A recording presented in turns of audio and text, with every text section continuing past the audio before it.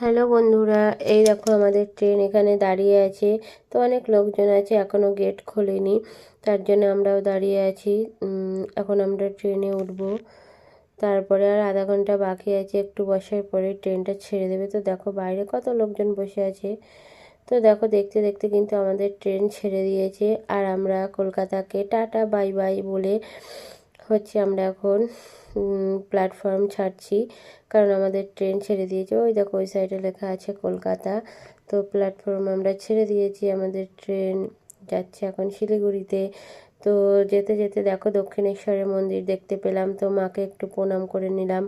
মা গঙ্গার উপর দিয়ে যাচ্ছি, তাই একটু মা গঙ্গাকে সবাইকে প্রণাম করে নিয়ে যাচ্ছি। আর তোমরাও একটু ঠাকুরের কাছে কামনা করো আমাদের যাত্রা যেন শুভ হয়।